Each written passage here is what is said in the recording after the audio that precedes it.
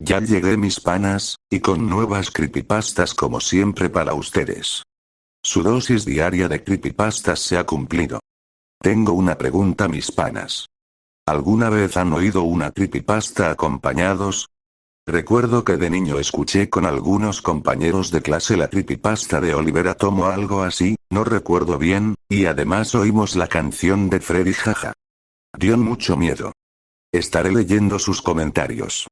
Me ayuda mucho que comentes, así YouTube recomienda más el video y también deja tu buen like para mostrar que valoras tus creepypastas diarias.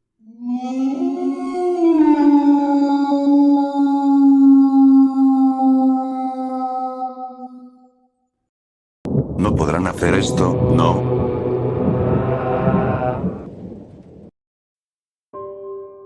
Todo empezó con el choque. Fue lo peor que había ocurrido en nuestro pueblo en mucho tiempo. Una pérdida trágica de vidas que provocó una ola de dolor en toda la comunidad. Las noticias locales informaron que el conductor había consumido cocaína antes de ponerse al volante. Que no había visto a la joven pareja cruzando lo suficientemente pronto como para frenar. El pobre chico al que atropelló nunca volvería a caminar. Y esa pobre chica, bueno, ella tampoco lo haría, pero al menos no estaría aquí para sufrirlo. Las flores aparecieron rápido.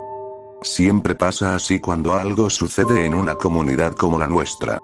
Un pequeño altar en el lugar de la tragedia, formado por lirios marchitos, fotografías angelicales y notas llenas de dolor. La vigilia con velas fue programada para la noche siguiente, a las 9:08 de la noche. La misma hora del choque. La chica que murió era hija de la peluquera de mi madre. Incluso una conexión tan débil supuestamente justificaba nuestra presencia en la vigilia. Fue una asistencia impresionante, el área llena de personas ansiosas por parecer amables y solidarias mientras se convertían en espectadores del sufrimiento. Cuando llegaron las 9:06, un organizador empezó a encender y repartir las velas. Sostuve la vela pequeña en mis manos, cubriéndola ligeramente para protegerla del viento. Toda la multitud quedó iluminada, luces moviéndose a mi alrededor mientras entrecerraba los ojos. Entonces hubo un grito. No vi cómo ocurrió, pero ese hombre que estaba repartiendo las velas se había prendido fuego en la manga, y la llama subía rápido por su brazo. Observé cómo el caos estallaba y algunos avanzaban para ayudar mientras otros retrocedían horrorizados. Mi madre me arrastró de regreso al auto, lejos de la escena y de los gritos terribles. Mientras nos alejábamos todavía veía las llamas danzando en el espejo retrovisor. A la mañana siguiente, los grupos locales de Facebook estaban llenos de conversaciones sobre los dos incidentes. El hombre que se había quemado seguía con vida, aunque en cuidados intensivos con un 85% de quemaduras. Los que se habían quedado más tiempo que yo compartían su trauma y disfrutaban de conversaciones inusualmente profundas. Fue terrible. A pesar de no tener conexión personal con ninguna de las tragedias, reconocía el impacto en la comunidad y en las familias afectadas. Era difícil no pensar en ello. Pero, en términos generales, la vida continúa, ¿cierto? Las tragedias ocurren todos los días, mi pueblo simplemente parecía tener mala suerte. El día siguiente fue cuando me llegó mi propia dosis de tragedia personal. También fue el día en que todo pasó de triste a completamente arruinado en mi pequeño pueblo. Mi madre se desmayó esa mañana. La casa estaba en silencio hasta que cayó al suelo con un golpe seco. Le habían diagnosticado presión baja, pero nunca había perdido el conocimiento, así que entré en pánico. Llamé a la ambulancia, solo para escuchar una voz robótica en la línea. Los servicios de emergencia no están atendiendo su área hoy. Por favor, intente más tarde. Fruncí el ceño, sintiendo como el pánico aumentaba mientras miraba la piel pálida de mi madre. Sin saber qué hacer, toqué la puerta de una vecina. Era entrometida, pero tenía buenas intenciones. Me ayudó a llevar a mi madre al asiento trasero de su auto y condujo hacia el hospital.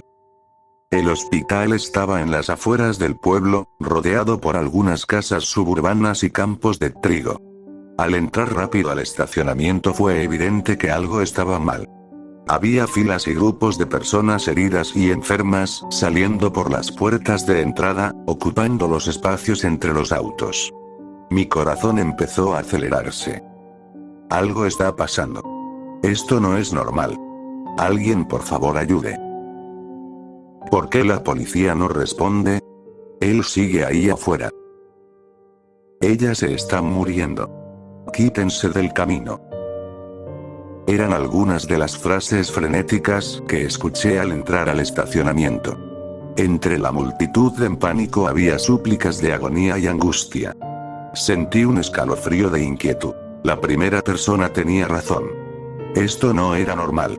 No era posible que tantas personas en un solo lugar tuvieran emergencias al mismo tiempo. Mi vecina me miró, notando la tensión creciente en la multitud. Extendió su mano y tomó la mía, sugiriendo que buscáramos la forma de que una enfermera saliera hasta el auto. Sabía que no era tan sencillo, pero asentí y la sostuve con fuerza. Mientras avanzábamos entre la multitud vimos cómo aumentaba la violencia. Las personas estaban desesperadas, dispuestas a hacer cualquier cosa para ser atendidas. En un momento vi a una mujer mayor pasar con su silla de ruedas sobre el pie de una niña pequeña, ambas compitiendo por llegar a la puerta del hospital. Cerca de la entrada, al frente del tumulto, había una mujer abrazando a su esposo claramente fallecido. Este pueblo está maldito, lloraba. Nunca nos van a dejar salir. Tragué saliva mientras seguíamos avanzando, mis pensamientos atrapados en sus palabras. ¿Y si el pueblo estaba maldito? ¿Y si tenía razón? ¿Quién no nos dejaba salir? La primera persona con la que hablamos dentro era un empleado de limpieza. Lloraba. Nos dijo que ya no había camas y que las salas estaban colapsando por la demanda. Los pacientes llegaban con todo tipo de problemas. Desde mareos y dolores en el pecho, hasta apuñalamientos y heridas sangrientas. La sala de espera estaba llena a más no poder, una versión intensificada del caos del estacionamiento. Mi ansiedad crecía cada minuto que sabía que mi madre seguía afuera, inconsciente en el auto.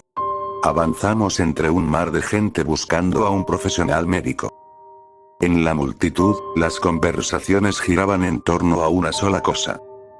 Intentamos manejar hacia el siguiente hospital, pero hay guardias armados en cada salida. Le dijo una mujer llorosa a otra que sostenía a un niño pálido en su regazo. ¿Qué dijeron? Pregunté, interrumpiendo sin mucho cuidado. Dijeron que el pueblo está en cuarentena por los eventos recientes. No quisieron decir nada más, respondió, antes de besar a su hijo en la frente. Marqué de nuevo el número de emergencia. Los servicios de emergencia no están atendiendo su área hoy. Por favor, intente más tarde. Debí escuchar ese mensaje unas 20 veces. Parpadeé una y otra vez tratando de obligarme a despertar, pero la pesadilla no terminó. Después de lo que debió ser una hora, tuvimos que rendirnos y abrirnos paso de regreso al auto. Afuera todo se había vuelto más caótico. Las personas peleaban, gritaban, y la sangre cubría los caminos y las aceras. Cuando llegamos al área donde estaba el auto de mi vecina, con mi madre dentro, mi corazón se desplomó. Toda la zona estaba envuelta en llamas. Manifestantes habían comenzado a incendiar los autos estacionados, y por más que intenté no pude encontrar una forma de entrar y alcanzar a mi madre. Mientras escuchaba los gritos, los golpes y el caos, el tiempo se detuvo. Derramé una lágrima, una sola lágrima que logró atravesar el terror, al darme cuenta de que ella estaba perdida. No sé cómo me separé de mi vecina, pero ocurrió. No sé cómo encontré este armario de seguridad, pero lo hice.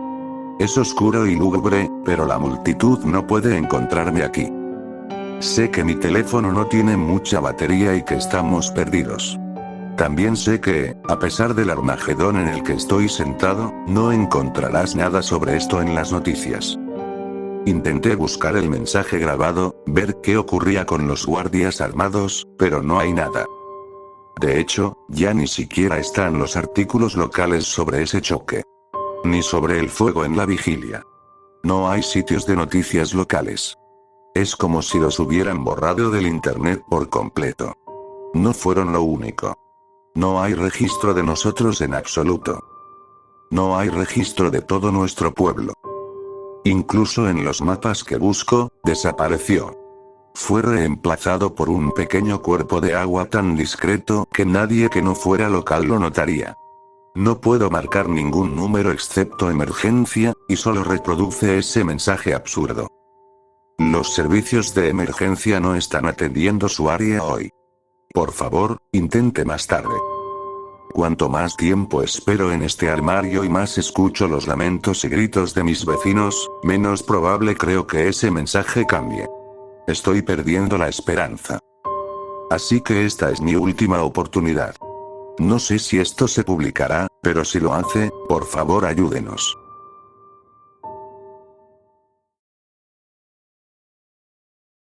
¿Alguien más oye que llaman a su puerta? Una petición sincera de ayuda. Chloe era mi mejor amiga. Habíamos sido inseparables desde los 5 años. Una amistad verdadera, rara y duradera. Fuimos a la escuela juntas, enamorándonos y pasando por desamores por primera vez al mismo tiempo. Fuimos a la universidad juntas y trabajamos un breve tiempo como parte del personal en el McDonald's de nuestra zona. Odiábamos el trabajo, pero era divertido pasar el rato. En realidad, si lo pienso bien, Chloe era mi alma gemela platónica. Éramos el apoyo de la otra y estuvimos presentes en cada momento importante. Lloré cuando su padre la acompañó por el pasillo, y ella me consoló cuando mi esposo y yo tuvimos que aceptar la realidad y visitar a un especialista en fertilidad. Compartimos cada alegría y cada pérdida. Ella tuvo 3 hijos. 3 pequeños ángeles a quienes fue la mejor madre que cualquiera podría imaginar. Y a pesar de mis problemas personales con mi sistema reproductivo, nunca me hizo sentir resentida, ni celosa, ni enojada, ni nada negativo. Ella me incluyó en la vida de su familia, y yo incluía la mía en la suya. Fue la primera persona en cargar a mi hija Cerys cuando la llevé a casa. Cerys era adoptada y ella sabía cuánto significaba para mí convertirme en madre. Así que se aseguró de que llegáramos a un paquete de cuidado, comida preparada y un arco de globos para celebrar. Tomó fotos familiares que atesoraré para siempre, y un video de mi esposo con su brazo sobre mí mientras yo sostengo a mi hija, que veo una y otra vez durante horas. Lo veo por el recuerdo. Por ese momento familiar tan valioso y por las intensas emociones de alegría que me trae. Y lo veo para escuchar la voz de Chloe. La última vez que la escuché realmente feliz. Debía haberla revisado más, pero estaba tan concentrada en los desafíos de la maternidad reciente que apenas podía ver más allá del bebé en mis brazos. Durante esas primeras 2 semanas no miré nada más que a Cerys. Chloe y yo seguíamos hablando por teléfono casi a diario, pero no noté su tono apagado, no registré sus ansiedades. No hasta nuestra última llamada. Chloe había estado quejándose de golpes en la puerta a altas horas de la noche. Su esposo viajaba mucho por trabajo y ella estaba sola en casa con los niños. Lo había descartado como adolescentes locales causando problemas, apresurándome a cambiar el tema para contarle la última cosa tierna que había hecho Cerys. Estaba equivocada. La última vez que Chloe llamó es un recuerdo confuso. Incluso después de repetir la historia miles de veces a amigos, familiares y policías, se siente como algo que realmente no viví. Era tan fuera de lo normal para ella que era como hablar con otra persona. Eran las 11 de la noche. No envió un mensaje antes, por eso supe que algo estaba mal. No era raro que habláramos a esa hora, pero con el bebé nuevo Chloe siempre enviaba un mensaje antes de llamar para no despertarme si por fin había logrado dormir. Respondía sollozos. Sollozos terribles, profundos, que apenas podía contener para hablar. Me dijo que los golpes habían estado ocurriendo toda la noche. Que tenía miedo y los niños estaban llorando sin parar. Le pregunté si había mirado por la ventana y me dijo que cada vez que lo hacía los golpes se detenían, que nunca había nadie allí. Tenía tanto miedo de la persona en la puerta como de la posibilidad de estar imaginándolo todo. La había conocido toda mi vida y nunca la había oído tan asustada. Le dije que colgara, llamara a la policía y me llamara de inmediato. Esperé 20 minutos, pero nada pasó. Intenté llamarla tantas veces que mi teléfono terminó muriendo. Llamé a la policía desde el número de mi esposo. Me dijeron que no habían recibido reportes desde la dirección de Chloe, pero que irían a hacer una revisión de bienestar. Pasé la siguiente hora en el estado de pánico más extremo que he sentido, esperando que la policía me actualizara. Los hijos de Chloe fueron encontrados solos en la casa, con la puerta abierta. La mayor tenía 6 años en ese momento y dijo que su mamá se veía angustiada, que les dijo que iba a abrir la puerta y nunca volvió. No hubo ruido, ni señales de pelea, ni indicios de que hubiera habido otra persona cerca de la casa, ni señales de Chloe. Lo más extraño es que los niños aseguraron que nunca escucharon golpes, y que no habían estado llorando como Chloe decía por teléfono. La versión oficial de la policía fue que ella tuvo una crisis y probablemente terminó con su vida en algún lugar, y que simplemente no la han encontrado. Ya han pasado 4 años. 4 años oscuros, grises, sin color, sin mi alma gemela. Intento valorar cada día, celebrar la vida en cada ocasión posible con mi familia, pero hay un vacío enorme. Mi esposo y yo estamos en proceso de adoptar otro niño, algo en lo que Chloe me habría animado con todas sus fuerzas si estuviera aquí. Cada momento es agridulce. Me tomó tiempo, pero lo acepté. He repetido esa noche tantas veces en mi cabeza que duele incluso pensarlo, pero un detalle que siempre me dio un retorcido consuelo fue que yo nunca escuché los golpes desde mi lado de la llamada. Era más fácil aceptar que ella había tenido una crisis de salud mental que imaginar algo más oscuro. Nunca tuvo sentido. Chloe siempre me contaba todo y yo habría sabido si estaba enferma. Pero, aún así, repetía la misma historia que la policía siempre decía cuando alguien preguntaba qué había pasado con mi amiga. Como mencioné, estaba distraída y debía haberla revisado más. Pero la semana pasada todo cambió. Cambió tan drásticamente que empiezo a preguntarme si la policía era la gente correcta para contactar esa noche. Mi esposo ha estado fuera desde el jueves. Está en una conferencia de trabajo de una semana en el extranjero, vuelve mañana y yo lo animé a ir.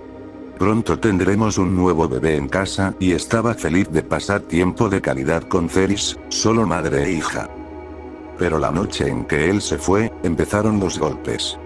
Mi corazón se hundió cuando escuché el golpe tarde en la noche, pero decidí mantener la rutina y contesté. Contesté a un porche vacío cada vez durante 3 días, hasta que dejé de responder. He pasado por todos los escenarios posibles. Quizá esta vez sí sean adolescentes aburridos. Quizá sea alguien que conozco jugando una broma cruel después de lo que pasó con Chloe. Quizá mi mente me esté engañando.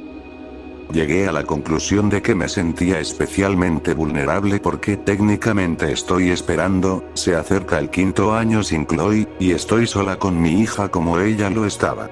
Luché contra cada mala sensación en mi cuerpo y me resigné a esperar a que mi esposo regresara. Todo estaría bien cuando él volviera si simplemente ignoraba el problema.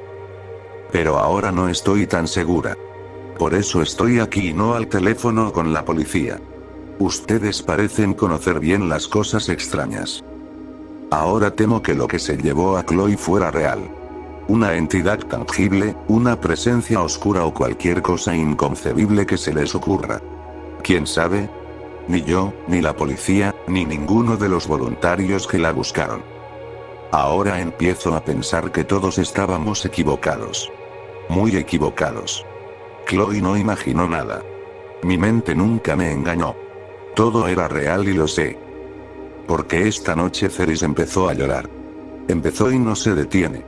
Mi niña alegre está llorando frente a mis ojos y nada de lo que hago la tranquiliza. Y no puedo ignorar los golpes por mucho más tiempo.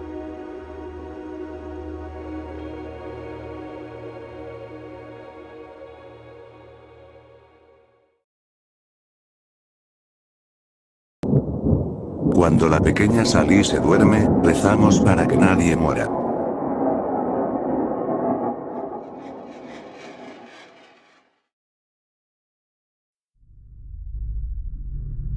Hay un orfanato ubicado en el norte de Pensilvania, en un pequeño pueblo tan aislado del resto del mundo que bien podría no existir. ¿Por qué alguien decidió poner Hogar Dawson para niños especiales aquí? Nunca lo sabré. Pero, sin otras oportunidades en la vida, estoy atrapado aquí hasta el día en que exhale mi último aliento. No me malinterpretes, ahora que he estado aquí por más de una década, nunca me iría. Si puedo darle a uno solo de los niños un futuro mejor, todo este dolor habrá valido la pena. Pero los niños que envían aquí no son precisamente comunes. Son los que abandonan en nuestra puerta, dejados atrás por sus familias sin nadie que cuide de ellos. Usualmente pasan de orfanato en orfanato, comportándose de formas que sus cuidadores simplemente no pueden entender. No es que sean malos niños, sino más bien extraños. Es complicado describir a seres que no obedecen las leyes de la ciencia y la física. Para la mayoría, estos niños podrían sonar como seres míticos, o simples historias contadas por alguien que sufre problemas mentales. Honestamente, esa fue también mi primera impresión. Pero entonces me mostraron a Laura, la niña que nunca envejecía.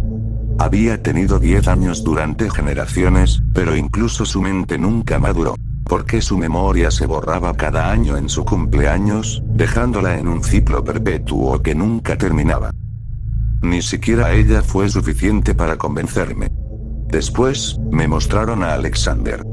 Era un niño sin rostro, nacido con una piel perfecta que reemplazaba cada rasgo de su cabeza. Cómo podía respirar o cómo lograba moverse por la casa sin chocar contra cada pared era increíble. Era como si tuviera ojos, nariz y boca, pero no podía hablar.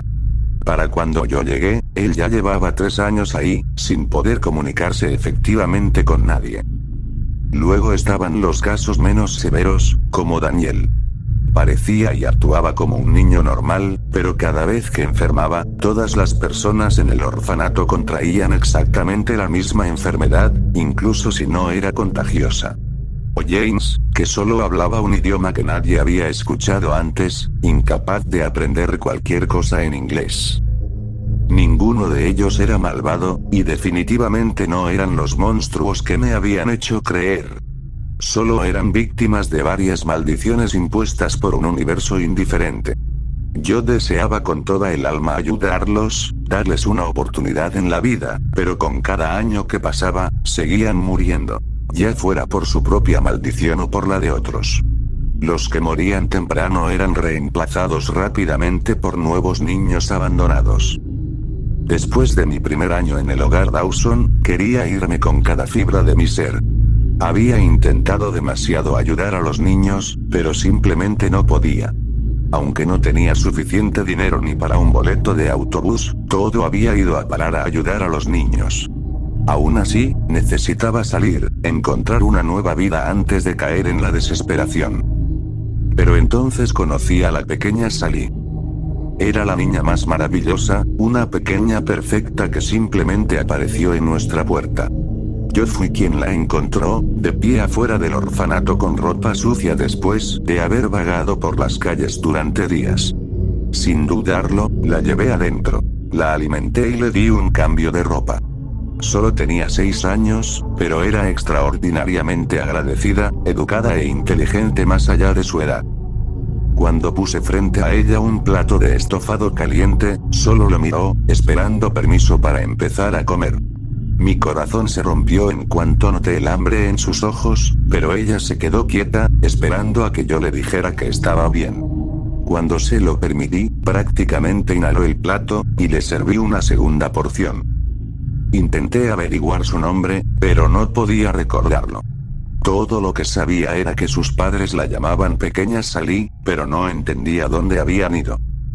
Después de terminar de comer, empezó a hablar sin parar. Nunca mencionó lo que le había sucedido antes de que la encontráramos, sino que hablaba de sus animales favoritos, del árbol para trepar en su patio y del parque infantil cerca de su escuela. Hice lo posible por descifrar las pistas, pero a su corta edad, no me dio mucho con qué trabajar. Empezaba a darme cuenta de que quienquiera que fuera su familia, tal vez ya no la quería. Cuando intenté preguntar nuevamente por sus padres, se quedó en silencio. Simplemente se negaba a hablar de ellos. Pero basándonos en los moretones y su estado de desnutrición, sospechábamos abuso. A pesar de todo, era la niña perfecta, y aunque no podíamos descubrir qué había pasado con ella, estábamos contentos de tenerla a nuestro lado. Y por un momento, casi me dejé creer que no tenía ninguna habilidad extraña. Al menos hasta la primera noche que pasó en el hogar Dawson. Siempre damos a los recién llegados una habitación separada la primera noche, para que se adapten al nuevo entorno. Sally no fue la excepción, y teníamos toda la intención de integrarla en nuestra gran familia en la mañana. Solo necesitaba tiempo. Cuando cayó la noche, la llevé a su habitación temporal. Las paredes estaban llenas de dibujos de los niños anteriores, cada uno creando su propia obra de arte en su primer día. Le expliqué a Sally que podía dibujar lo que quisiera, un ejercicio útil para que nosotros entendiéramos cómo funcionaba su mente, pero también para ayudarla a relajarse. Parecía gustarle la idea y, con eso, la dejé sola por la noche. Esa noche sentí un pequeño rayo de felicidad por primera vez en meses. Sentí que finalmente tendría la oportunidad de ayudar a alguien, de traerla al mundo real, una tarea más allá de simplemente mantenerla con vida. Pero a pesar de mis ganas, el sueño no me dio descanso. Mis sueños rápidamente se convirtieron en pesadillas, llenas de preocupación e imágenes inciertas de muerte. Sabía que lo que veía no era real, tenía un poco de lucidez, pero no pude despertar hasta que la alarma me sacó de golpe a la realidad. Exhausto, fui a revisar a Sally, para ver cómo había pasado su primera noche. Cuando abrí la puerta, me encontré con una pared completa cubierta de papel. En una sola noche, había producido casi 100 dibujos nuevos, y tampoco eran malos. La mayoría eran paisajes del bosque, siempre durante el atardecer. Sally, ¿tú hiciste todo esto? Pregunté impresionado. Ella asintió y me dio una suave sonrisa. Sí, no puedo dormir. Era una respuesta extraña, porque no parecía cansada. Estaba tan fresca como la noche anterior. Me senté junto a ella mientras seguía con su siguiente dibujo. Una princesa montando un dragón sobre las copas de los árboles. ¿Te gustan los árboles, verdad? Pregunté, sin estar seguro de qué decir. Respondió con entusiasmo.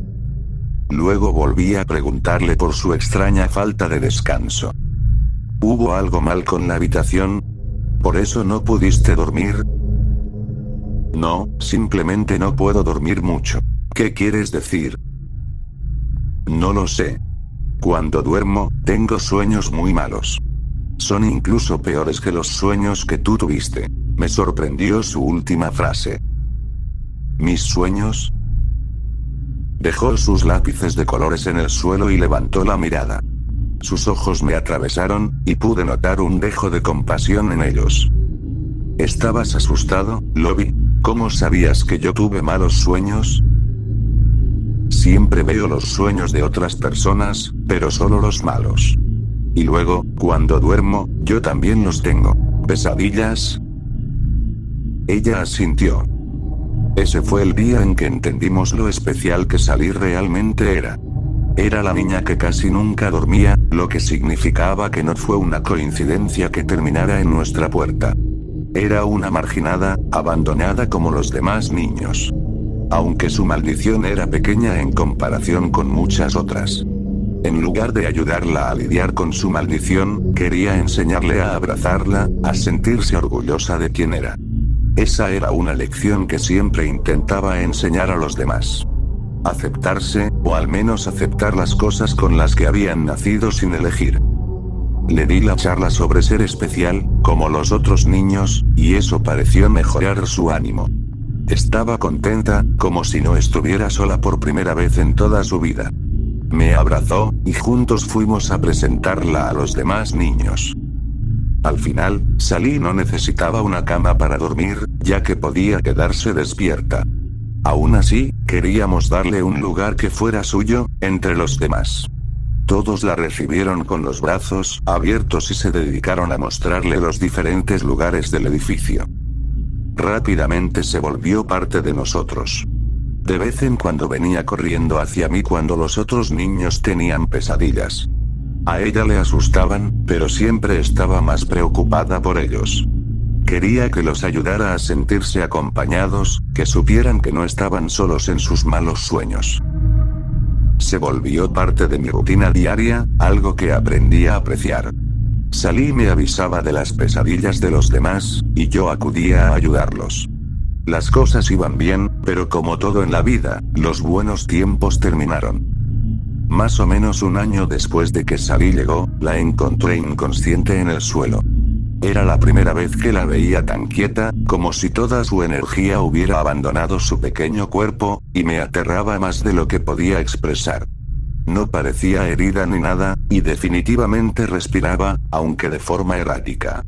De alguna manera, parecía como si estuviera soñando, huyendo de algo terrible. La levanté en mis brazos y la llevé a la enfermería mientras esperábamos al médico. El orfanato estaba tan lejos en el campo que una ambulancia no podría llegar, lo que significaba que no teníamos mucha ayuda, salvo el único doctor del pueblo.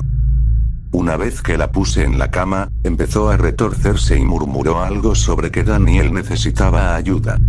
En cuanto dijo esas palabras, escuchamos varios gritos horrorizados desde la sala de juegos. El personal corrió hacia los gritos, para encontrar a Daniel fusionándose con la pared. Todo su cuerpo había quedado atrapado en el concreto a su alrededor, y podíamos oír sus huesos romperse bajo la presión. Gritaba de dolor, pero tratar de sacarlo fue inútil. Solo pudimos mirar mientras se hundía más en la pared. El mazo, rápido. Grité mientras sostenía su brazo. Uno de los empleados salió corriendo hacia el sótano, donde guardábamos las herramientas. Mientras tanto, los huesos de Daniel seguían estallando, y sus órganos se trituraban dentro del concreto. Para cuando trajeron el mazo, su pecho había sido destruido, haciendo imposible que respirara. Murió dentro de esa pared, con dolor, sin entender por qué su vida tenía que acabar. No fue hasta que excavamos su cuerpo que vimos la verdadera magnitud del daño. Se había convertido en una masa destrozada sin posibilidad alguna de sobrevivir, y ninguno entendía lo que había ocurrido. Solo tuvimos suerte de que el daño no nos afectara a nosotros como lo hacían sus enfermedades. Mientras limpiaban la sangre y los restos aplastados, fui a revisar a Sally, que ya había despertado y lloraba. Lo siento. Lo siento. No quería dormirme. Maté a Daniel. Sollozaba. Intenté consolarla, pero no lo permitió. No fue tu culpa, Sally. Dije, aunque no lo creía del todo. Vi cómo la pared lo aplastaba, lo soñé. ¿Soñaste con Daniel? Pregunté. Ella asintió. ¿Qué viste? Entonces describió el sueño con un nivel de detalle insoportable, cada parte coincidiendo con la forma en que Daniel murió. Y fue ahí cuando la niña inocente que había conocido durante el último año desapareció, revelando la verdadera naturaleza de su maldición. La abracé y le dije que no era su culpa. Lo decía de corazón, porque ella no podía controlar sus sueños. Aún así, todo había sido por ella. Decidimos no contarle a los demás niños lo ocurrido, pero incluso así se dieron cuenta de que algo había cambiado en Sally. Su personalidad alegre había desaparecido, reemplazada por algo más frío, distante y roto. El año siguiente lo dedicamos casi por completo a tratar de entender cómo funcionaba la habilidad de Sally, una tarea difícil considerando que solo la habíamos visto dormir una vez. Durante ese tiempo también intenté investigar más sobre su pasado. Tomó un tiempo, pero con los pocos detalles que compartió, pude construir una imagen de lo que pasó antes de que llegara a nuestro hogar. Estaba sentada en el asiento trasero del auto de sus padres cuando, de repente, se quedó dormida. Entonces simplemente soñó que sus padres no existían, y al despertar, estaba sola al costado de la carretera, en medio de la nada. No quiero dormirme, pero pasa igual. Decía Sally. Pasaría otro año antes de que ella empezara a pasar tiempo con los demás niños. Fue alrededor de su 8º cumpleaños, y estaba jugando a las escondidas con Alexander. Él era sorprendentemente bueno en el juego, al menos para un niño sin rostro, pero en la 6ª ronda, o algo así, Sally nunca volvió a buscarlo. Cuando quedó claro que Alex nunca sería encontrado, él decidió ir a buscar a Sally él mismo, solo para encontrarla profundamente dormida en la esquina donde la había dejado. Al darnos cuenta de lo que había pasado, empezamos a guiar a los niños hacia el refugio antiaéreo en el sótano, pensando que debíamos mantener a todos lo más lejos posible de Sally. Entonces, cuando cerramos la puerta, simplemente dejó de existir, reemplazada por una pared de concreto que no cedía. Estábamos atrapados sin salida en el sótano oscuro. Luego las luces también se apagaron, y quedamos sumergidos en la oscuridad total. Había una linterna en uno de los armarios, pero apenas ayudaba a iluminar la habitación, estaba demasiado vieja y las baterías casi muertas. Todos permanecimos de pie en un silencio aterrorizado, y yo solo rezaba para que Sally despertara antes de que alguien muriera. Después de unos minutos, el piso empezó a sentirse húmedo. Iluminé el suelo con la linterna, solo para darme cuenta de que se había vuelto rojo oscuro. El aire olía a metal, y rápidamente entendí que todos estábamos de pie en un charco de sangre que subía con rapidez. Los gritos de los niños eran desgarradores, pero estaban sofocados por las gruesas paredes de concreto, lo que significaba que nadie afuera podría escucharnos. En cuestión de minutos, la sangre nos tragó. Intentamos nadar, pero movernos en un líquido tan espeso resultó un desafío complicado. Cuando la sangre alcanzó el techo, todos fuimos arrastrados hacia abajo, sin poder respirar. Contuve el aire todo lo que pude, tratando de encontrar a los niños bajo el líquido, pero mis ojos estaban cegados por la sangre. Debí aguantar unos 2 minutos antes de que mi cuerpo cediera, y justo cuando inhalé una bocanada de sangre, todo el sótano volvió a su estado original, lo que significaba que Sally finalmente había despertado. La sangre desapareció en un parpadeo, y la puerta volvió a su lugar. Cuando recuperé mis sentidos, miré a los niños y al personal. La mayoría estaba bien, tosiendo trozos de sangre parcialmente coagulada, pero James no respiraba. Corrí a su lado, todavía luchando por recuperar el aliento. Entonces comencé a hacerle RCP. Los demás lloraban mientras yo presionaba su pecho, tratando desesperadamente de llenar mis propios pulmones de aire para ayudar al pequeño. Sentí sus costillas romperse bajo mis manos, pero tenía que seguir. Luego, en la 3ª ronda, finalmente tosió la sangre y empezó a respirar por sí mismo. Sally estaba devastada, pero a pesar del evento salido de una pesadilla, nadie había muerto. Esa vez, sin embargo, no pudimos mantener en secreto la maldición de Sally. Los niños unieron las piezas, y Sally volvió a ser una marginada, incluso entre sus propios amigos. Fue entonces cuando decidí que la mejor manera de ayudarla sería enseñarle a controlar sus sueños. Trabajamos en inducir sueños lúcidos, en hacer comprobaciones de realidad que pudieran ayudarla a volver al mundo real, y durante unos años, en realidad funcionó. Cada vez que Sally se dormía, se daba cuenta de lo que estaba pasando y se despertaba por sí misma. Pero en las raras ocasiones en que no funcionaba, la gente tendía a salir gravemente herida. En su 10º cumpleaños, Sally soñó que el edificio estaba en llamas. Por suerte, todos salieron a tiempo, sufriendo solo quemaduras leves y algo de inhalación de humo. Cuando despertó, el edificio estaba intacto, como si el fuego nunca hubiera existido. Luego, unos meses después, Sally se durmió 2 veces el mismo día. El primer incidente ocurrió por la mañana, durante el desayuno. Había creado una nueva entidad a lo que llamó el Sr. Sin. Para nosotros, parecía un hombre normal, de mediana edad, con un traje. Se sentó con nosotros en el comedor y conversó con naturalidad. No fue sino hasta que alguien preguntó por el maletín que los horrores comenzaron. Estaba lleno hasta el tope de piel humana. Dijo que la necesitaba para su casa, y trató de convencer a los niños de ir a ver su habitación hecha de carne. Cuando se dio cuenta de que no lo permitiríamos, simplemente se levantó y se fue. Sally despertó de ese sueño relativamente rápido, pero volvió a dormirse esa misma tarde. Esa vez, apenas alcanzamos a ver al señor Sin caminando por el pasillo, con sangre goteando de su maletín lleno de piel. Pero él venía de la cocina, donde encontramos a la señora Ingridson tirada en el suelo. Toda su piel había desaparecido, arrancada hasta dejar al descubierto la carne. Aún se retorcía de dolor cuando la encontramos, pero su cuerpo no duraría mucho. Antes de que siquiera intentáramos pedir ayuda, murió por el shock. Eso fue solo el comienzo de nuestra pesadilla, porque cuando Sally llegó a la pubertad, sus periodos de sueño aumentaron de forma drástica.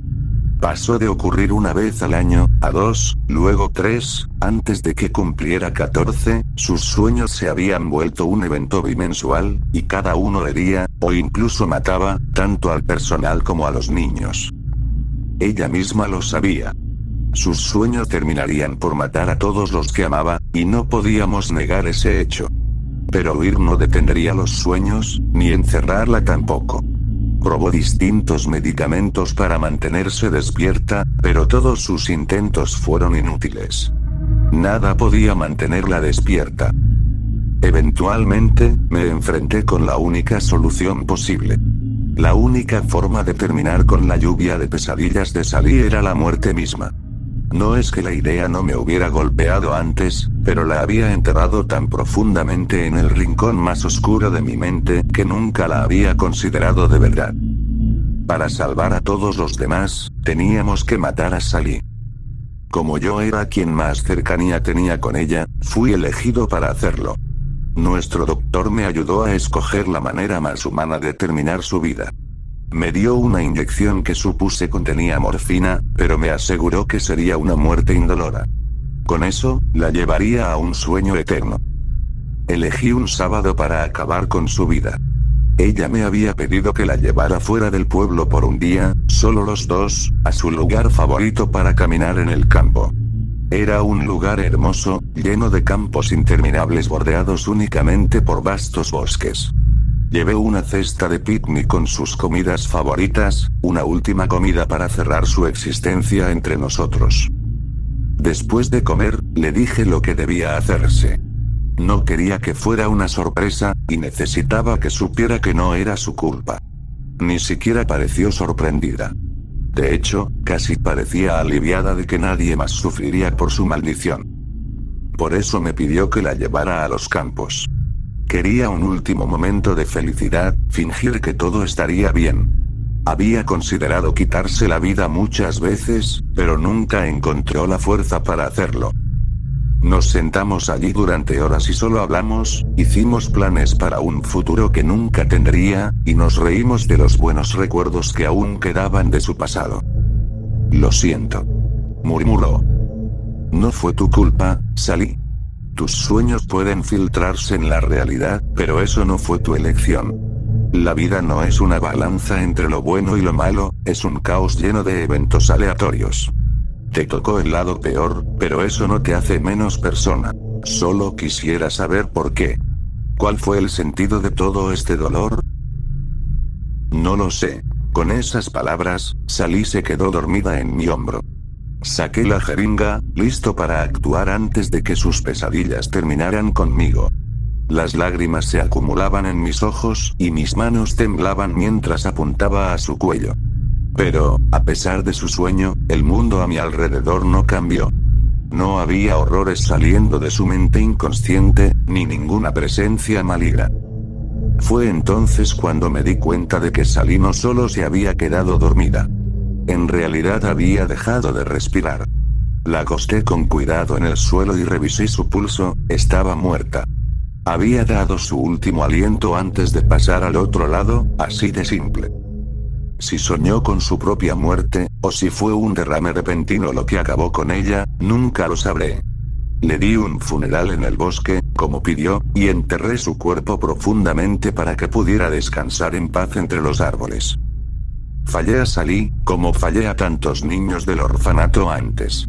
Pero sigo intentándolo, porque si logro salvar a una sola persona, habrá valido la pena.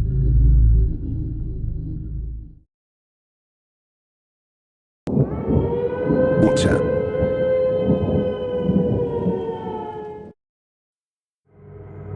Es solo papel. Papel apilado adornado con el rostro de una monarca que probablemente nunca ha sostenido uno propio, dependiendo, claro, del lugar del mundo en el que te encuentres. Tal vez en tu papel haya un hombre astuto con una peluca pálida y rizada, un símbolo controversial de la paz mundial, o incluso una colección de animales que verían el papel como algo completamente sin importancia. Pero no es realmente insignificante, ¿verdad? No es realmente solo papel. Es la fuente de todo conflicto, la fuente de toda guerra y la fuente de todo dolor y ansiedad para la persona que vive sin él. Es algo en lo que la mayoría pasa su vida obsesionada, tratando desesperadamente de meter la mayor cantidad posible en sus bolsillos, sin importar sobre quién tenga que pasar para conseguirlo. El dinero mueve al mundo. Solía decirme a mí mismo que no importaba. Solía repetir solo es papel en mi cabeza cada vez que veía cómo las últimas piezas que tenía eran colocadas en una caja registradora. Me esforzaba tanto por concentrarme en todas las cosas que se supone que importan más. Cosas que deberían importar más. El amor. La familia. La salud. Todas las cosas que dicen que el dinero no puede comprar. La sonrisa en el rostro del nómada que se enorgullece de no tener nada. Ojalá tuviera la resiliencia de ese nómada. Ojalá pudiera sonreírle al sol, a la lluvia y a todos los momentos intermedios. Ojalá pudiera sentir gratitud solo por respirar. Ojalá no necesitara ese papel y la felicidad fuera un estado natural del ser. Nirvana. Ojalá fuera espiritualmente rico como para no preocuparme por ser tan malditamente pobre. Pero los humanos no estamos condicionados de esa manera. No nos enseñan a amar la tierra, ni a sobrevivir sin suscribirnos a las normas sociales que esta civilización espera. Estamos condicionados a asimilarnos, a no querer nada más que la gloria del exceso. El nómada es una rareza. La gente, la mayoría de la gente, quiere el mundo. Quieren tanto como puedan obtener, tanto como puedan meter en sus bolsillos. Quieren todo. Yo sentía lo mismo. Yo soy la mayoría. Nunca fui rico. Nunca probé el exceso que tanto anhelaba. Viví toda mi vida resentido con las personas a mi alrededor que tenían dinero, trabajando todas las horas posibles tratando de conseguir mi propia pequeña porción de más. Restregando pisos, ollas y baños en un intento retorcido de hacer mi fortuna. Nunca llegó. El dinero se queda con el dinero. No puede comprar inteligencia, pero sí puede comprar oportunidades. La humanidad no es justa, ya no valoramos a los más aptos. No. Es la supervivencia del más rico. Todos soñamos con un golpe de suerte. Una bolsa de dinero que cae del cielo y nos libera de todos nuestros problemas terrenales. Un final feliz cubierto con el rostro de esa monarca. Cuando aceptas, como yo lo hice, que ese golpe de suerte no llegará, la idea se vuelve casi ridícula. 36 años y había aceptado lo que me tocaba. Mi departamento tipo estudio, mi cadena de pésimos trabajos de salario mínimo, las cuentas de papel esparcidas por mi alféizar con amenazantes marcas rojas. No estaba destinado a más. Esa porción que deseaba pertenecía a alguien más. Eso era lo que creía. Pero hoy finalmente tuve mi golpe de suerte. Mi hermoso golpe de suerte. Lo encontré dentro del tanque del inodoro de un club nocturno que estaba limpiando. Montones de papel, suficiente para cambiar mi vida por completo. Suficiente para dejarlo todo atrás y empezar de nuevo. Probablemente el escondite de un torpe traficante que habría lastimado a muchos para conseguir su porción. Llevaba limpiando este lugar por un tiempo, lo suficiente como para que confiaran en mí con las llaves. Aunque sabía que era el único en el edificio, aún así giré para asegurar la puerta del cubículo. Supongo que en el fondo sabía que lo que hacía estaba mal, pero en ese momento no me importó. Metí la mano en el tanque y agarré los fajos de dinero, sintiendo la superficie lisa y los bordes afilados arrugarse mientras metía todo lo que podía en mis bolsillos. Haciendo muecas por los pequeños cortes que el papel me hacía en las manos mientras intentaba presionar más billetes arrugados en un espacio imposible. Miré dentro del tanque. Los ojos de esa monarca devolviéndome la mirada una y otra vez. Sentí el sudor cubrirme la frente al darme cuenta de que me había quedado sin espacio. El pánico que nublaba mi pensamiento racional y mi juicio empezó a subir. Consideré irme, llevarme lo que tenía y darlo por un triunfo. Pero no era suficiente. No lo suficiente como para justificar que me despidieran, ni el caos que seguiría mientras intentaba encontrar otro trabajo para sobrevivir. Yo quería todo. Tenía que tenerlo todo. Tomé otra pieza de papel. Miré a la monarca, repugnado. Repugnado por mi propia desesperación y por el poder que ese papel tenía sobre mí. Era mucho más que papel, era hermoso, aterrador e intoxicante. Asustado y temblando, cerré el puño alrededor de él, sintiendo cómo se arrugaba hasta convertirse en la bola más pequeña posible. Luego lo obligué a bajar por mi garganta. Uno por uno, me atraganté con los pequeños trozos arrugados de billetes. Sintiendo cómo se retorcían y raspaban al pasar por mi esófago. Se desenrollaban mientras tragaba con fuerza, envolviéndose alrededor de mis entrañas. Sabía que no era racional. Pero no pude detenerme. Fue algo animal, como si ese papel fuera la única nutrición que había tenido en meses, el sustento necesario para sobrevivir. Supongo que, en cierto modo, así era. Me tragué cada billete. Cada último y empapado pedazo lleno de bacterias de ese dinero dentro del baño del club. No estoy orgulloso, pero lo hice. Cuando el último por fin bajó lo suficiente para permitirme respirar, pude saborear mi propia sangre. No sé cuál era el plan. Nunca hubo uno. Solo un ser humano desesperado y patético, tratando de proteger su única oportunidad de una porción de más. Intenté salir del club. Correr hacia el atardecer para recuperar mi premio y comenzar la vida que siempre había soñado. Llegué hasta la puerta, pero mis piernas cedieron. Ya no las siento. El sabor a sangre y bilis es más fuerte que antes y puedo sentir el abrazo de la monarca en mis entrañas. No habrá otra persona en este club por unas horas, y dudo que tenga tanto tiempo. Sé que debería llamar a alguien. Un amigo, un familiar, una ambulancia. Pero no puedo. No puedo arriesgarlo. Me aterra lo que sé que harían. Prefiero morir antes que dejar que se lleven mi papel.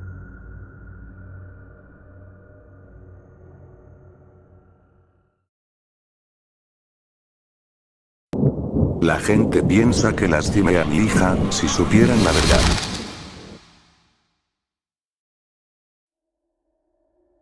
Todos piensan que fui yo. Lo he visto discutido en redes sociales. Personas con las que crecí, familiares lejanos y amigos en páginas locales de Facebook, todos hablando de mí como si fuera algún tipo de psicópata desquiciado. Personas que creí conocer y personas que creí que me conocían. Él lo hizo. Probablemente enterró el cuerpo en su jardín. Siempre supe que terminaría siendo un tipo raro. Pobre de su esposa, alguien tiene que sacar a su otra hija de esa casa de inmediato. ¿Qué están haciendo los policías? Liena nunca volverá a casa. Esos comentarios duelen.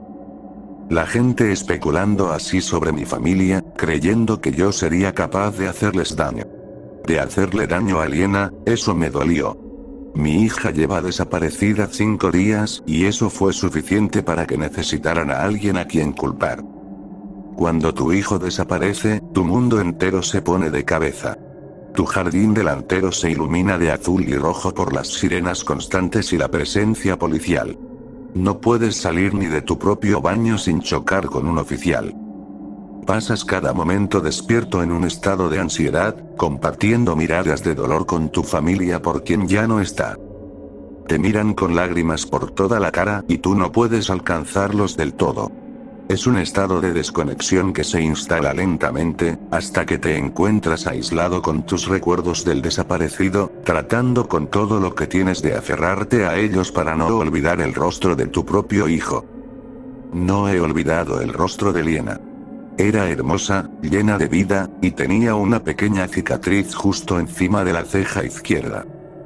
No he olvidado la expresión que hacía cuando le decía que no podía desayunar helado de niña, ni la que ponía cuando me negaba a ceder en la hora límite de las 9 de la noche cuando era adolescente.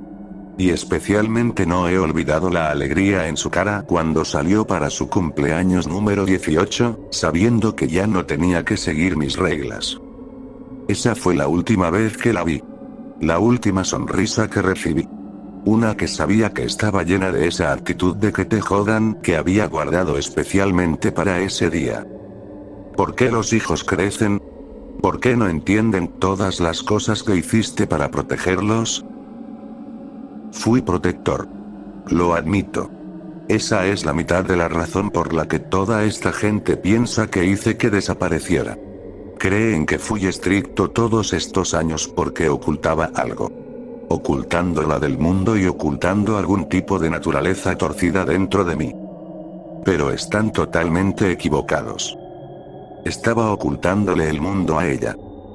El mundo es aterrador por todas las razones por las que ahora la gente se aparta de mí en la calle. Pensé que mantenerla lejos de todos los peligros que acechan en cada esquina la mantendría a salvo para siempre. Pensé que pasaría su vida haciéndome esas pequeñas caras. Pero lo entendí todo mal. Ninguno de esos peligros importaba en primer lugar. La gente cree que hay una fuerte presencia policial en mi casa porque saben que fui yo y solo están recopilando evidencia. No ha habido atención mediática sobre el caso, lo que lleva a los habitantes a suponer que la policía sabe que Liena está muerta. Yo pensaba lo mismo hasta hace poco. No la parte de mí, sino la parte de que estuviera muerta. ¿Sabes cómo se siente eso? Estar casi seguro de que tu hija está muerta. Sabía que lo que fuera que pasó no lo hice yo, pero estaba seguro de que ellos sabían más de lo que me decían. Los oficiales no han interrogado ni a mí ni a mi familia desde que la reportamos desaparecida. Durante el día están por toda la casa y por la noche estacionan 2 autos al frente, patrullando la zona de forma nada discreta. Nunca preguntaron si era del tipo que se escaparía. No lo era. Pero pensé que al menos tenían que preguntar. No responden nada. Y cada vez que les pido una actualización, encuentran alguna forma de evadirme. Cuando le mencioné al jefe policial todas las especulaciones locales sobre mi culpabilidad, contuvo una sonrisa, como si hubiera encontrado al chivo expiatorio perfecto. No le he dicho nada de esto a mi esposa. Ella es una sombra de lo que era antes. Es un desastre lloroso y devastador que pasa casi todo el tiempo abrazando a nuestra hija menor con tanta fuerza que parece que fuera a romperse. A veces las miro y me pregunto si ellas también creen que hice algo. No siempre estoy seguro de que no lo crean. Por eso no le dije nada cuando noté la carpeta que la policía dejó ayer después de retirarse por la noche. Por eso la llevé directamente a mi oficina y leí cada palabra, revisé cada foto y tomé fotos de todo su contenido. Y en gran parte, por eso todavía no le he dicho lo que vi en el video que venía en la memoria USB dentro de la carpeta. La policía nunca nos dijo que la habían visto esa noche. Yo nunca supe a dónde fue Liena.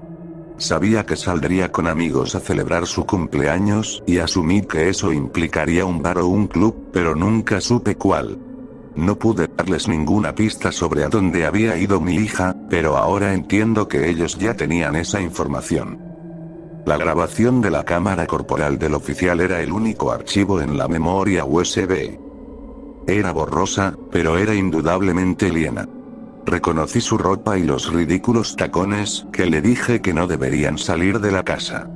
Su cabello oscuro y rizado estaba desordenado y cubriéndole la cara, y estaba tambaleándose y cayéndose en la acera frente a un club en una ciudad cercana.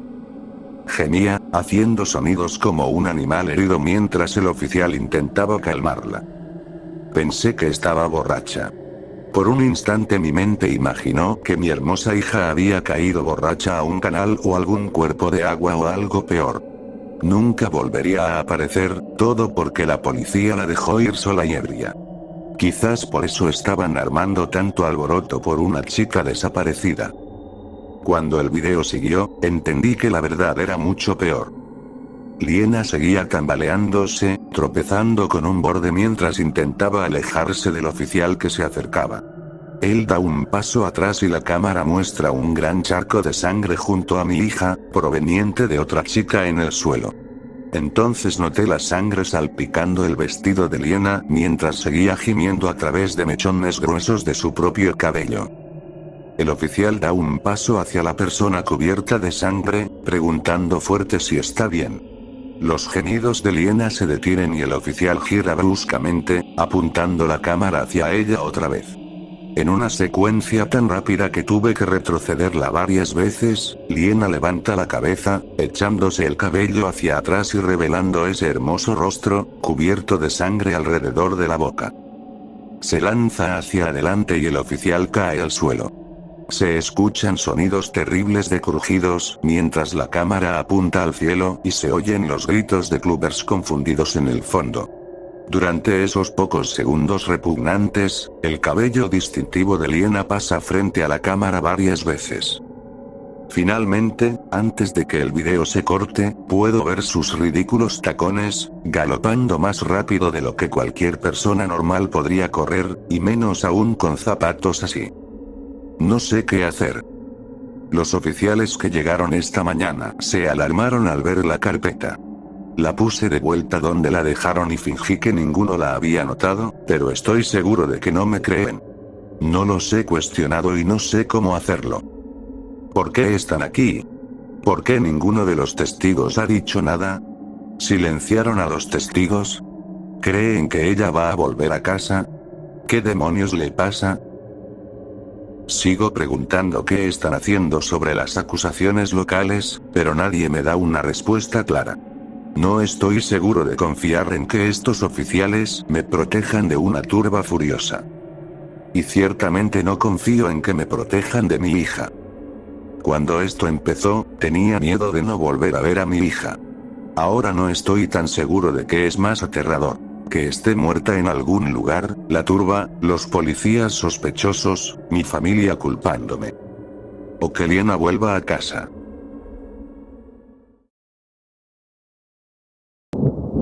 Dejé mi trabajo como recepcionista de hotel después de registrar a estos huéspedes. Nunca le he contado esto a nadie. A veces me pregunto si realmente ocurrió, lo que pasó aquella vez.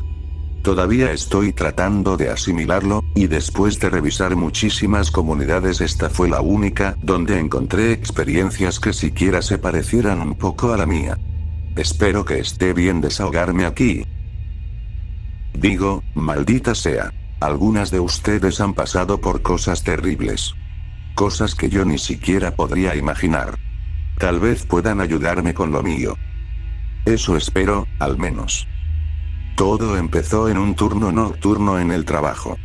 Estaba trabajando como recepcionista en una conocida cadena de hoteles.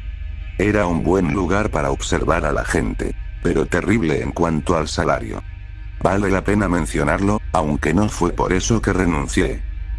El hotel estaba en una zona difícil de la ciudad. Era un lugar más frecuentado por personas de viaje por trabajo o gente visitando a familiares o amigos. Casi no había turistas en esa área ni siquiera en verano. Era un lugar desolado, en decadencia, que se sostenía gracias a los ingresos del bar, que se había convertido en un punto de consumo importante para los habitantes locales. Eso significaba que a menudo había peleas en el vestíbulo, personas sin hogar entrando y pidiéndome de forma agresiva una habitación gratis, y traficantes intentando alquilar cuartos por unas pocas horas. En resumen, no era ajena a situaciones extrañas. Pero nada de eso se parecía a lo que viví aquella noche. Faltaban unos minutos para el cierre del registro en una noche inusualmente tranquila, cuando entró una familia. Eran la imagen perfecta de un hogar ideal. Mamá, papá, hija e hijo, todos impecablemente arreglados y vestidos como si fueran a jugar golf, a pesar de que ya casi era medianoche. Generalmente los registros nocturnos eran muy distintos. No me gusta juzgar, pero no sería mentira decir que a menudo estaban borrachos, drogados, o tenían la marca evidente de haber quitado su anillo de boda antes de pagar por una noche con una chica hermosa. De hecho, no creo haber visto nunca una familia de 4 a esa hora. No llevaban una sola pieza de equipaje, y todos sonreían vacíamente. De inmediato sentí que había algo extraño en ellos, algo inquietante que me puso los nervios de punta. Hicieron una reserva por una noche bajo el apellido Marley. Solo el hombre habló, y dijo que su nombre era Bob. Genial, pensé, tienen sentido del humor, quizá solo están cansados. Me reí, pero él no entendió el chiste. Era como si no supiera por qué me estaba riendo. ¿Quién no ha escuchado sobre Bob Marley? Especialmente alguien que dice llamarse Bob Marley. Los otros 3 también permanecieron en silencio, creando el ambiente más incómodo que había experimentado en el trabajo. Avergonzada, completé su registro y les di la pequeña explicación sobre los servicios del hotel: piscina, spa, gimnasio y transporte al tren cercano. ¿Tienen algún plan mientras estén por la zona?, pregunté, como hago con cada huésped. Sin planes, Bob revisó mi camisa buscando mi placa. Kelly. Apenas me dirigió la palabra, volvió a la misma posición estática, con esa sonrisa inhumana pegada en el rostro. Su esposa igual, mirándome sin expresión, como si hubiera algo increíblemente interesante en la pared detrás de mi cabeza. Empezaba a sentir que iba a perder el control internamente. Pero lo que realmente me inquietó fueron los niños. Eran pequeños, quizá 5 y 7 años, y tampoco se movían. No corrían por el vestíbulo, ni peleaban por un juguete, ni tiraban de la ropa de sus padres pidiendo irse a dormir. Estaban de pie, frente a mí, con chalecos tejidos, sonrisas idénticas a las de sus padres, y las manos ocultas detrás de la espalda. 2 pequeños seres inquietantes. Empecé a mirar el vestíbulo, esperando no estar sola con una familia de completos perturbados. El bar acababa de cerrar y todos los habituales ya se habían ido. No había ni personal de limpieza a la vista. Me aclaré la garganta e intenté mantener la calma con una sonrisa forzada mientras le entregaba la llave a Bob. Están en la habitación 52. Por esa puerta está el ascensor. Tomen el tercer piso, y la 52 está justo pasando la primera puerta a la izquierda. Que disfruten su estadía. Respiré hondo y miré mi computadora, tratando de indicar que era momento de que se fueran a su habitación. Pero no se movieron. Los malditos se quedaron ahí. Vacíos, inmóviles, con esas sonrisas estúpidas. ¿Quieren que les ayude a encontrarla, señor?, pregunté. No, gracias, Kelly. ¿Podríamos tomar una bebida, por favor? Estamos sedientos. Miré hacia el bar vacío, con la cortina metálica cerrada para proteger el alcohol de la gente que merodea a esas horas. En su habitación hay un refrigerador. Está abastecido con agua y bebidas suaves. Contuve la respiración. Esperaba que se dieran la vuelta y se dirigieran a la puerta, pero no. Siguieron mirándome mientras yo intentaba pensar en alguna forma de avisar al portero que estaba en problemas sin alertarlos. Había pedido ese maldito botón de pánico debajo del escritorio tantas veces y la empresa nunca quiso pagarlo. Mientras mi corazón golpeaba en mi pecho, los maldije. Después de unos minutos de ese silencio insoportable, Bob habló por fin. Solo una palabra, aterradora. No. ¿Qué se suponía que debía hacer con eso? No. ¿Qué quería decir con no? El bar está cerrado, señor. Necesitan ir a su habitación si quieren tomar algo. No. Otra vez, solo que esta vez vino de la esposa. Su voz era áspera, como si no hubiera hablado en 1000 años y hubiera preferido fumar sin parar. Señora, lo siento, no hay nada que pueda hacer. Puedo acompañarlos a su habitación, pero necesitaré que el portero cubra la recepción. No. Esta vez fue la hija. Esta vez no estaba sonriendo. ¿Cómo puedo ayudarlos?, murmuré, sintiendo el miedo subir por mi espalda. Una sonrisa empezó a aparecer de nuevo en el rostro de la niña y empujé mi silla hacia atrás con los pies. La puerta giratoria comenzó a moverse. Kel, por favor dime que no llegué tarde para el bar.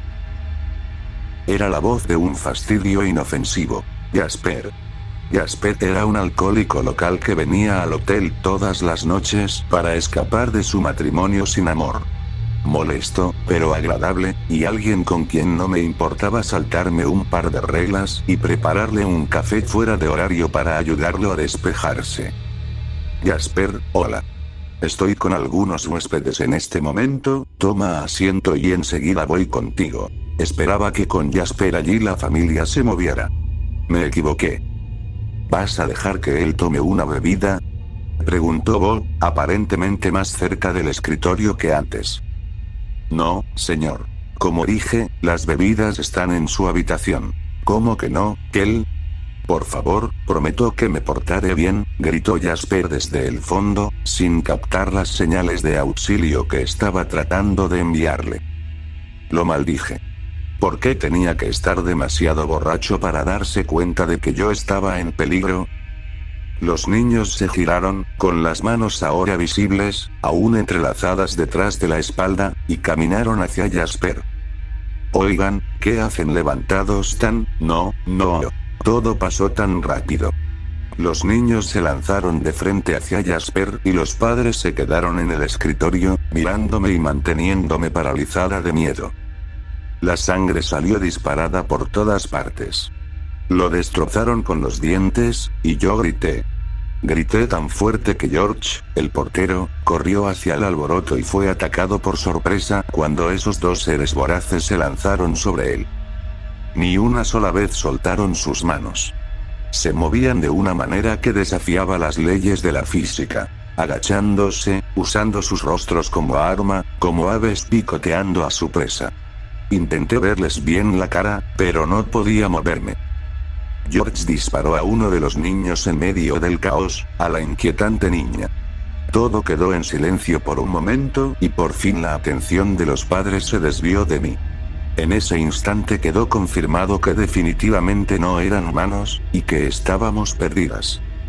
Ella chillaba y gritaba en el suelo mientras un líquido oscuro brotaba de la herida. Habían ocurrido cosas malas antes en el vestíbulo, pero nunca algo así. Sentí que iba a desmayarme.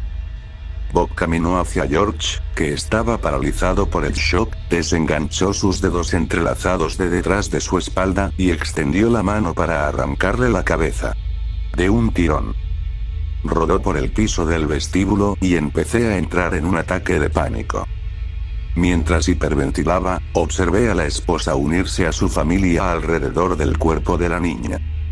Solo queríamos una bebida, dijo Bob, mirándome con la misma sonrisa con la que había entrado al edificio, y lágrimas en los ojos por su hija. La esposa levantó a Jasper y abrió un agujero en su torso, sacando uno de sus órganos, imagino que el estómago, porque cuando lo exprimió en la boca de su hijo, salió un líquido amarillento. No nos quedaremos esta noche, dijo Bob mientras levantaba a la niña y me lanzaba la llave que le había entregado antes, para luego guiar a su familia empapada en sangre hacia la puerta giratoria. Lo sé, es horrible. Llamé a la policía de inmediato, antes de que alguien lo diga. No sé cómo logré hacer la llamada, pero lo hice. Me quedé esperando, abrazando la hoja que Bob había firmado como señor Marley. Tenía eso y las grabaciones de CCTV como única prueba. Tenían que creerme. Pero los Marley no aparecieron en el CCTV. El evento sí. Y la policía ni siquiera podía explicar qué había destrozado a George y Jasper de esa manera, o qué era lo que yo estaba atendiendo y entregándole una llave. Pero tenían dos cuerpos espantosos y estaban desesperados por culpar a alguien. No podían pedir ayuda al público. Los detalles eran demasiado extraños como para convertirlos en noticia, así que no encontrarás artículos en internet. Intentaron culparme a mí, pero las grabaciones demostraron que no podía haberlo hecho. Pasé meses en entrevistas interminables, con ellos tratando de forzarme a confesar. Incluso hicieron un análisis de escritura de la firma de Bob para probar que yo no la había falsificado. Me dijeron que buscaron a la familia que describí como los Marley. Un oficial incluso bromeó diciendo que Bob Marley no debería ser difícil de encontrar. Iónico, ¿verdad? Y equivocado. Nunca encontraron nada. Yo sabía que no lo harían. Esa gente no era gente. Eran algo más. Nunca volví al hotel después de esa noche. ¿Quién lo haría, verdad? Era un recuerdo que quería olvidar, y durante mucho tiempo casi lo logré. Han pasado 6 años. Cada vez que suena el teléfono, una pequeña parte de mí se pregunta si es la policía con alguna actualización, pero esa parte se hace más pequeña cada vez. Seguí con mi vida, abrí un negocio como instructora de yoga e hice todo lo posible por dejar atrás el trauma. Eso fue hasta la semana pasada, cuando recibí una postal en casa. En el frente había una fotografía de un pez inquietante y en la parte de atrás había una letra que conocía demasiado bien. Una letra que había mirado durante tanto tiempo solo para probar que lo que viví fue real. Hola Kelly. Ha pasado un tiempo desde que te vimos. Hemos tenido otra hija ahora para reemplazar a la que perdimos. Ella tiene mucha sed. Iremos por esa bebida que nos debes a su debido tiempo. Nos vemos pronto. Los Marley. Siempre me pregunté por qué no me mataron. Y me pregunté aún más si volverían alguna vez. Ahora sé que tenía razón en preguntármelo. Razón en preocuparme. Por favor, alguien ayúdeme.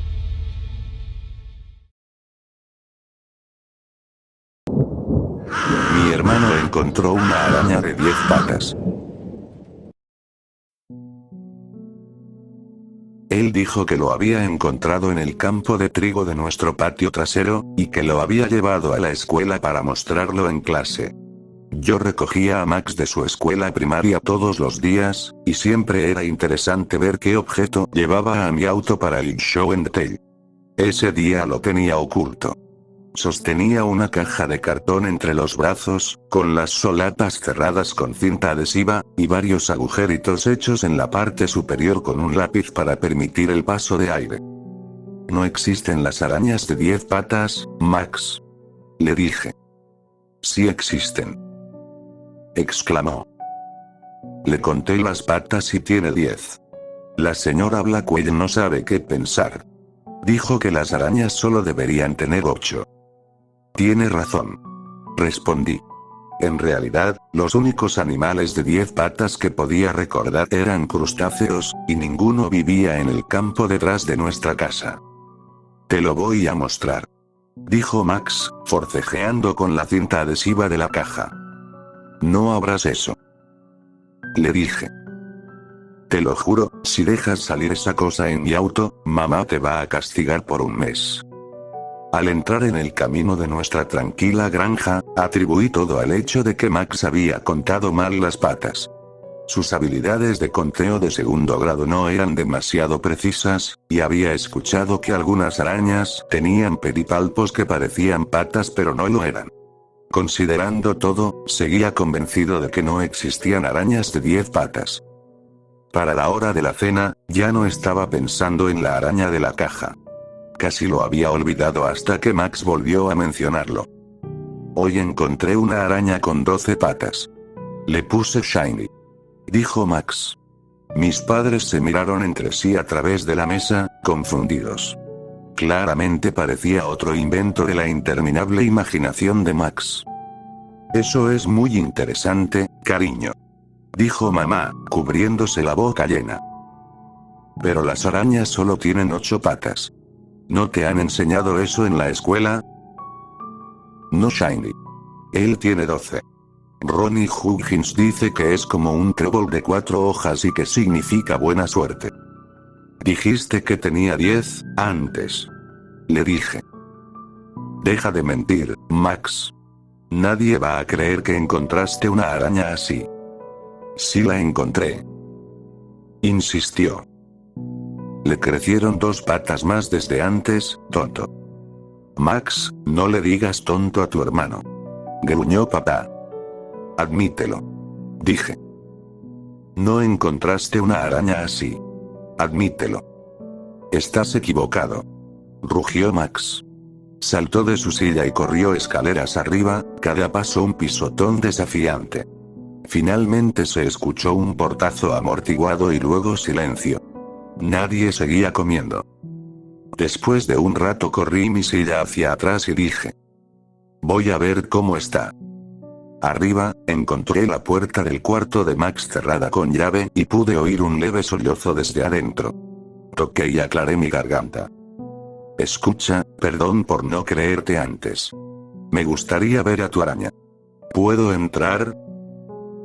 La puerta se abrió y Max estaba ahí, con los ojos rojos y la nariz llena de mocos. Aspiró otra vez. No, no es eso, Ryan. Levantó la caja de cartón de antes, pero ya no era una caja. Se había deshecho por completo. En uno de los lados había un agujero del tamaño de un plato. Es Shiny. Se fue. Claro. Dije. Por supuesto que sí. Es verdad. Max. Dije, inclinándome a su nivel y revisando la caja. No puedes esperar que crea que una araña hizo esto. Parece que tú mismo hiciste el agujero. Esperaba otro estallido de rabia, pero en cambio retrocedió dentro de su cuarto, con el ceño fruncido. Ya verás. Dijo. Cuando Shiny sea lo suficientemente grande, te va a matar. Y a mamá y papá también. Me cerró la puerta en la cara. Golpeé con el puño, pero no iba a abrir. Esa noche regresé a mi cuarto y me dormí, seguro de que Max estaba inventando todo. Pero si ese era el caso, ¿por qué sentía un nudo en la garganta? Desperté con un grito desgarrador desde abajo. Salté de la cama, enredado en las cobijas, y casi caí mientras intentaba ponerme los jeans. Me pasé la camiseta por la cabeza mientras tropezaba por el pasillo. A pocos pasos había un rastro de sangre que llevaba directamente a la escalera. Bajé corriendo, cuidando de no pisar los charcos, seguro de que estaba a punto de encontrarme cara a cara con una enorme araña de 12 patas. Pero lo que encontré fue a mi madre, en camisón, con las manos cubriéndose la boca, parada directamente sobre el cuerpo de nuestro terrier Yorkshire. Lo llamábamos Yip Yap. Yip Yap yacía sobre la alfombra de la sala, con las entrañas expuestas.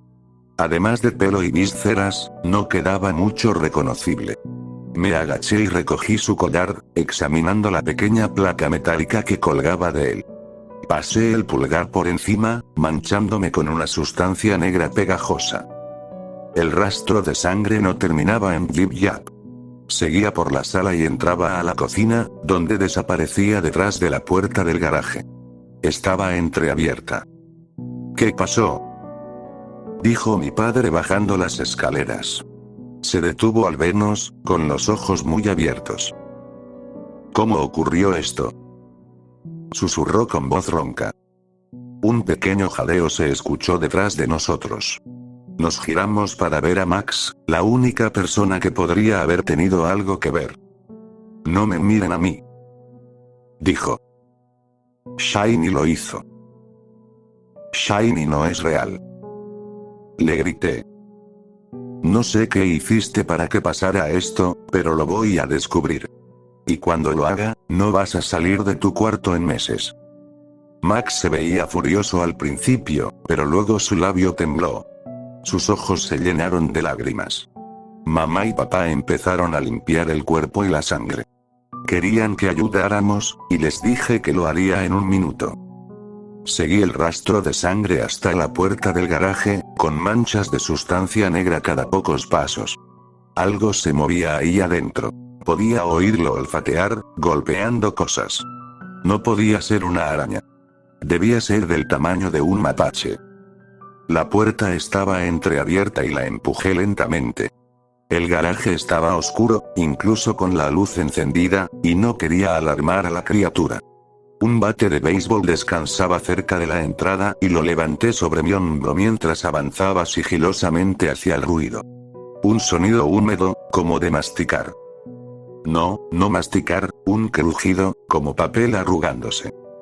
Justo adelante había un estante con botes de pintura y detrás de ellos, una silueta que se retorcía. Levanté el bate, apunté y practiqué unos golpes al aire. Si lograba golpear uno de los botes en el lugar correcto, aplastaría lo que estuviera detrás. Sí, habría un desastre, pensé, pero esa cosa había matado a mi perro. Esto era por Yip Yap. Tragué aire y levanté el bate alto, preparándome para un último golpe. Justo cuando lo bajé. «Ryan». El sonido me sorprendió y el bate chocó con un bote de pintura, pero no con el correcto. Un líquido gris salió disparado en todas direcciones. Sobre la pared, sobre el estante, sobre mí. Sobre el Dodge estacionado al lado. La silueta se escabulló, más rápido que cualquier animal que hubiera visto, y se metió por una abertura en la pared del garaje. En un instante, desapareció. Solté un insulto en voz alta y me giré para ver a Max de pie detrás de mí. Casi lo atrapo. Dije. «Ibas a matarlo», dijo Max. «Claro que sí», respondí. «Él mató a Yip Yap. Sea lo que sea, no merece vivir en nuestra casa». Examiné la pintura que resbalaba por el costado del auto. «Ah, genial, ¿cómo vamos a explicarle esto a mamá y papá?» Ryan. Max apuntaba con el dedo detrás de mí. El bote de pintura al que le había querido pegar se había volcado en medio del caos, revelando lo que estaba detrás. Una forma brillante. Inmóvil. Extendí el brazo detrás del estante y tomé el objeto entre el pulgar y el índice, haciendo una mueca por la textura. Frío y viscoso. Al levantarlo, quedó claro al instante lo que era, aunque me costaba creerlo. Sostenía la piel muda de una araña, con las patas enrolladas hacia adentro, como hacen las arañas cuando mueren. Había 8 patas a cada lado, 16 en total. Ryan», dijo Max desde algún punto lejano, el temor claramente audible en su voz. «¿Qué es eso?» «Es la piel de una araña», susurré. «Algunos animales mudan la piel, se llama muda». «¿Por qué lo hacen?» «¿Por qué?», dije, soltando la piel y estremeciéndome. Crecieron más. Uno podría pensar que las cosas se intensificaron rápidamente después de ese momento, pero no fue así. Se sintió un poco anticlimático, pero después de ese día, todo volvió a la normalidad. O casi. Casi un mes después, habíamos enterrado a Yip Yap en el patio trasero, le habían comprado un nuevo perro a Max, y yo había pagado a papá por el nuevo trabajo de pintura del auto. Max volvió a llevar objetos extraños al show en detalle y no había mencionado a Shiny ni una sola vez desde lo ocurrido en el garaje. De hecho, ese mes en el que no pasó nada estuvo marcado solo por el hecho de que a veces Max desaparecía por largos periodos, sin que yo tuviera idea de dónde estaba. Tampoco me importaba. Tal vez no quería saberlo. Para mí, esa cosa no iba a regresar pronto, y aunque mis pesadillas de ser atacado por una araña de 16 patas eran cada vez más frecuentes, mi vida real se sentía normal. Mi tranquilidad terminó el día en que miré por la ventana de mi habitación y vi a Max saliendo del cobertizo de herramientas al borde del campo. Cerró la puerta, la aseguró y se fue. Era ahí donde desaparecía todo el tiempo. ¿El cobertizo de papá?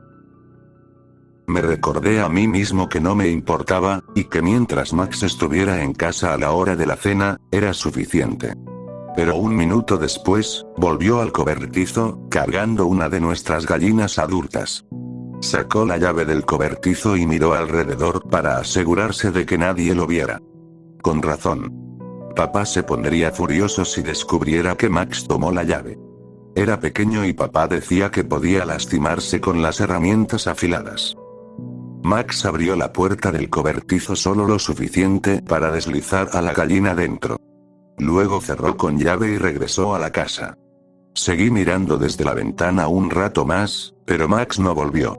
Me pregunté qué podría estar haciendo al llevar gallinas al cobertizo, aunque eso explicaba por qué varias habían desaparecido en las últimas semanas.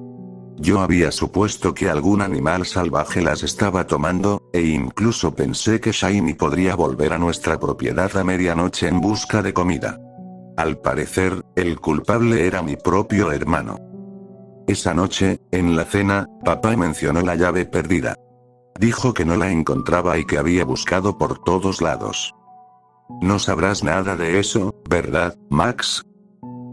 Dije, dándole la clásica mirada de sé lo que hiciste. Max solo negó, bebió su vaso de agua de un trago y se levantó de la mesa. Frank, deberías hablar con él. Dijo mamá a papá. Ha estado muy extraño desde que murió el perro. Papá se veía incómodo, probablemente porque la muerte de Yip Yap se había vuelto un tema prohibido en la casa. Era tan perturbador e imposible de explicar que todos habíamos llegado a un acuerdo tácito de no mencionarlo. Tal vez después. Dijo papá con brusquedad, y también se levantó. Esa noche, cuando todos ya estaban dormidos, me quedé despierto, con la mente llena de posibilidades. Finalmente, la curiosidad pudo más y me encontré colándome en la habitación de Max. Encontrar la llave fue fácil. La había dejado en su mesa de noche. Se movió un poco cuando la tomé, pero no despertó. Afuera, la noche estaba fresca y ventosa. Encendí una linterna que había tomado del garaje y avancé hacia el cobertizo. Se erguía frente a mí, bañado por la luz azulada de la luna, quieto y silencioso. Era una sensación extraña estar ahí a esas horas, como imaginaba que se sentía un astronauta sujeto a la nave, suspendido sobre un vacío infinito. Al principio, no abrí el cobertizo. Pegué la oreja a la puerta, escuchando. Sin sorpresa, oí movimiento dentro. No oía gallinas, sino algo grande, mucho más grande que lo que había salido del garaje un mes antes. Una respiración baja y gutural entrando y saliendo, entrando y saliendo. Llevé una mano temblorosa al cerrojo, inserté la llave y la giré. Mi mano se quedó ahí, inmóvil. No podía obligarme a moverla, así que conté hasta 10 y me forcé a abrir la puerta. El haz de luz de la linterna cayó directamente sobre lo que había dentro. Enroscado entre las sombras había un ciempiés gigante, con las antenas moviéndose en el aire y la piel negra y aceitosa. Agitado por la linterna, su cuerpo se retorció y su cabeza se lanzó hacia mí, con dos enormes pinzas ansiosas por mi cuello. Logré sacudirme del trance y empujé la puerta con todo mi peso, cerrándola de golpe. La cabeza de la criatura golpeó la madera y toda la estructura tembló mientras el monstruo gritaba desde dentro. Fue el peor sonido que había escuchado en mi vida, como dos hojas de metal rechinando. Con manos temblorosas, aseguré la puerta y caí hacia atrás, arrastrándome por el suelo sobre los codos, gimoteando. «¡Detente!», gritó una voz detrás de mí. «Lo estás asustando». Era Max. Corrió junto a mí y puso la mano sobre la puerta, como tranquilizando a la criatura. «Aléjate de ahí», le grité. «Es Shiny», dijo Max. «Le gusto, pero solo yo. No me hará daño. Y no le gusta la luz, tu linterna lo asustó». El viejo cobertizo se sacudía con cada golpe de la criatura. Sabía que la estructura no aguantaría mucho, especialmente si seguía creciendo. El ruido era constante. «¿Qué es esto?», pregunté, poniéndome de pie. «¿Por qué lo estás alimentando?». «Es mi mascota», dijo Max indignado. «Yo lo encontré. Es mío». Otro golpe de la criatura hizo temblar el suelo. «Ya no puedes quedártelo», grité sobre el ruido. «Max, tienes que dejarlo ir». «Si tú lo dices». Max se agachó y recogió la llave que yo había dejado caer. Antes de que mi cerebro procesara lo que hacía, ya había abierto el cobertizo. Sentí que se escapaba un grito horrible de mi garganta cuando Max abrió las puertas de par en par. pero el cobertizo estaba vacío. Aparte del chirrido de las bisagras, el aire estaba en silencio. Al fondo del cobertizo había un agujero enorme y desgarrado, y más allá de él, el campo de trigo meciéndose con el viento. Avancé tambaleándome, con las piernas como gelatina. Tenemos que ir tras él, dijo Max. Le lancé una mirada horrorizada, porque era todo lo que podía hacer. Es la única manera, Ryan, dijo Max. Si Shiny llega a un pueblo, podría lastimar a la gente. Tal vez algo peor. Si estoy contigo, no te hará daño. Soy el único al que escucha. Tenía razón sobre qué gente inocente podía estar en peligro. Ir tras Shiny era lo último que quería hacer, pero Max ya había tomado una decisión y no podía dejarlo ir solo.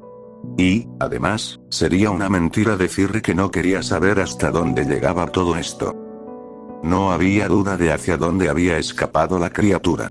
Un rastro de trigo aplastado atravesaba el campo, marcando el camino por donde el Cienpiés se había deslizado hacia la libertad.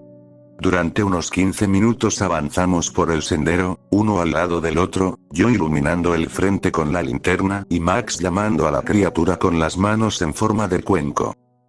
Shiny. Shiny. ¿Puedes dejar de hacer eso? Le dije al fin. Tal vez a ti no te hace daño, pero gritar su nombre no va a hacer que regrese arrastrándose hacia nosotros. Ryan. Incluso si vuelve contigo, ¿qué vamos a hacer con él?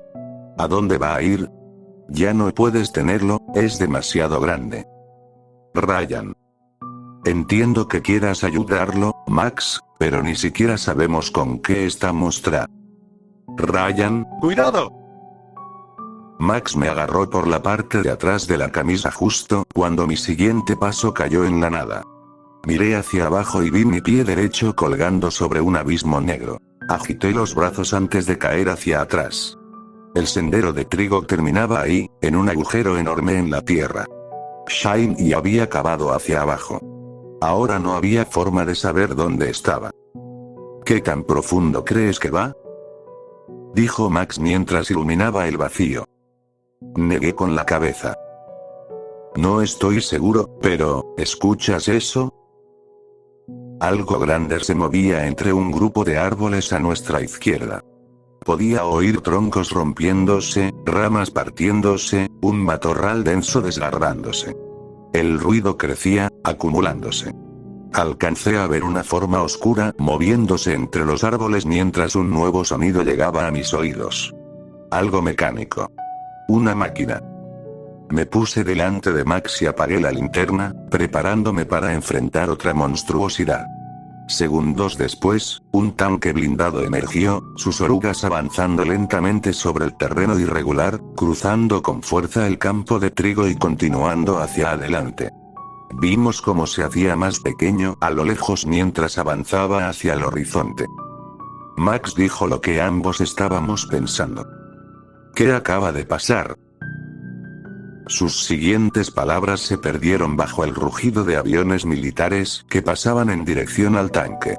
Un grito distante retumbó por el campo, el sonido de un monstruo enfurecido perdiendo una batalla contra cientos de disparos, ráfagas de ametralladora que estallaban de forma intermitente.